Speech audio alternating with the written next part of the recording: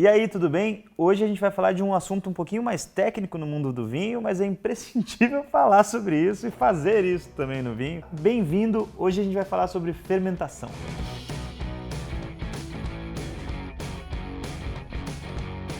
No vinho, existem dois tipos de fermentação mais comuns e possíveis, e uma delas é a imprescindível, ou seja, a obrigatória para todos os tipos de vinho. Se não tiver ela, não tem vinho, que é a fermentação alcoólica. A fermentação alcoólica é feita por leveduras. E as leveduras, tem alguns produtores que dizem fazer os vinhos com leveduras indígenas, autóctones, que são as leveduras que já estavam lá na região, na casca das uvas.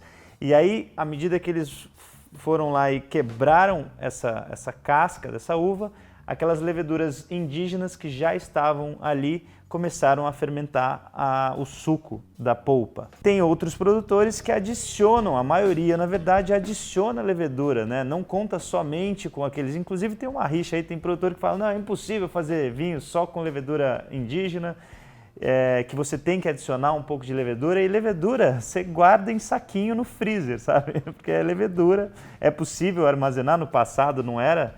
Até por isso também os vinhos tinham um menor teor alcoólico, né? Hoje em dia a tecnologia ajudou e hoje os produtores pegam os saquinhos de levedura e jogam durante o processo de fermentação, na fermentação alcoólica. Mas o que seria então essa fermentação alcoólica do vinho, né? Como ela acontece, quando ela acontece? Você foi lá e colheu as uvas do seu vinhedo, aí você levou para a adega. A primeira coisa que você vai fazer é esmagar, começar o processo de esmagamento daquelas uvas. Para que você vai fazer isso? Para a casca se romper.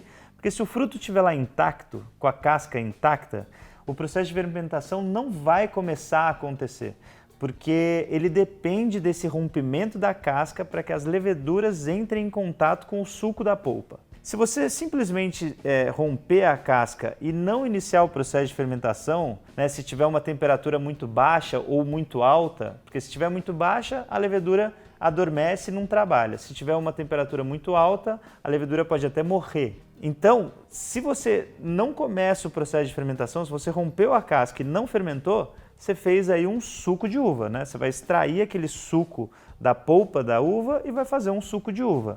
Agora, se você quer fermentar aquele suco, aí sim você vai transformar esse suco em vinho.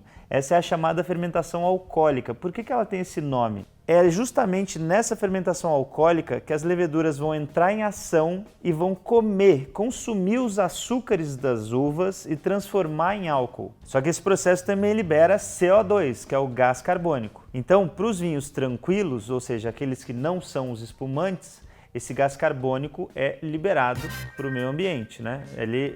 O produtor não fecha o recipiente onde está acontecendo a fermentação e o gás carbônico é liberado para a atmosfera. No vinho espumante, o produtor fermenta 2 vezes. E além de fermentar 2 vezes, ou seja, colocar as leveduras para trabalhar 2 vezes, né? Elas primeiro vão consumir aquele açúcar e transformar em álcool, depois o produtor vai adicionar mais açúcar e as leveduras vão trabalhar novamente. E aí ele vai fechar aquele recipiente onde ele está fazendo a fermentação. Se for um tonel de aço inox, é o método Charmat. Se for na própria garrafa ali, é o método Champenoise. E aí aquele gás carbônico vai ficar dentro da bebida, ele vai se integrar ao vinho e aí nasce o espumante. Então os vinhos tranquilos, que não são espumantes, eles fazem uma fermentação alcoólica e aí para os espumantes eles fazem 2 fermentações alcoólicas. Só um dado importante, lembra que eu falei que as leveduras na fermentação alcoólica, elas não podem nem está numa temperatura muito gelada e nem muito quente? Toda fermentação alcoólica o produtor tem que fazer numa temperatura controlada, de 10 a 30 graus Celsius. E aí tem outro tipo de fermentação que não é obrigatório de se fazer, não é como a fermentação alcoólica que todo produtor de vinho tem que fazer. Essa outra fermentação chama fermentação malolática e ela não é feita por leveduras, ela é feita por bactérias. O que as bactérias vão fazer? Ela também tem que acontecer em temperaturas controladas para que as bactérias possam trabalhar ali com tranquilidade. E o que essas bactérias vão fazer no vinho? Elas vão transformar o ácido málico em ácido lático. Isso daí é feito para reduzir a acidez do vinho, ou seja, deixa um pouco mais equilibrada aquela acidez, dá uma certa cremosidade para o vinho E os aromas é que são a maior diferença assim, quando se faz a fermentação malolática. Acho que você já pegou algum vinho desse na vida, que você cheirou assim, colocou no paladar e falou, pô, esse vinho é amanteigado. Ele tem uma cremosidade, ele tem aroma de manteiga, que lembra um pouco leite também.